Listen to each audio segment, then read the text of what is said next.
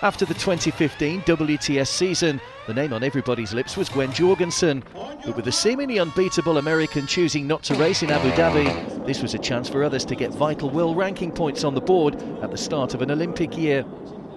A perfect setting with warm temperatures and a non-wetsuit swim, and not surprisingly it was Spain's Carolina Routier that led the elite women out of the water. But Pamela Oliveira and Sarah True were right behind her, as were a host of other athletes. True and another American, Katie Zafiras, also had amazing seasons, and the latter was hoping to better her silver medal here over the sprint distance last year. Zafiras had been slightly behind the leaders after the swim, but had soon made up the deficit in the first kilometre of the bike along the Corniche. The lead group had quickly grown to 25, with former world champion Helen Jenkins and strong cyclist Bermuda's Flora Duffy among them. As they reached the 180-degree turn into transition with 4 laps to go, Duffy had a small lead and was trying to pull away from the rest of the field. But she changed her strategy to allow the rest to catch up and work together to share the workload at the front. This is the first time that the UAE capital has staged the WTS race over the Olympic distance, and the second year running, it's been the opening event on the WTS calendar. The leaders now had a 23-second advantage over the chase group, with Australia's Ashley Gentle and London Olympic gold medalist Nicola Spirik working hard to make up the gap. With a lap to go, their efforts paid off as the two groups came together as they took the bell and raced across the blue carpet for the final time. Jenkins was now very much in contention, having missed much of last season, as was Jodie Stimpson, who hadn't won a WTS race since 2014. Jenkins urged those behind to keep up the pace in the final stages. But with such a large group on a tight course, that would always be problematic, and 500 metres before transition, disaster struck. Several athletes came off their bikes and lost their chances of a medal.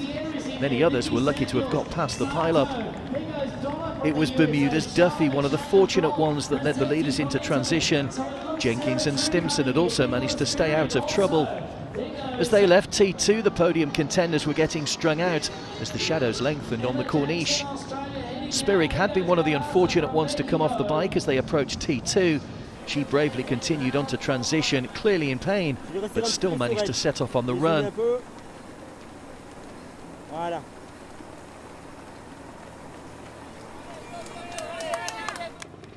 A lead group of 5 had now emerged, but France's Emmy Charian was soon dropped as Jenkins, Stimpson, Duffy and Ashley Gentle started to build a lead, and it looked like podium finishes for 3 of those 4.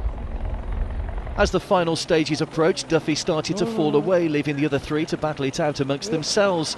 Stimpson was looking the stronger as the 2014 Commonwealth Games gold medal winner began to increase her lead. It was Stimpson that finished strongly to take her first WTS win since victory in Cape Town 2 years ago. Gentle came through to take silver and match her previous best in Yokohama last year, while Jenkins, who's battling for the one remaining British women's Olympic spot, came in 3rd. Jodie Stimpson got 2016 off to a winning start then in the UAE and took the trophy as the early series leader.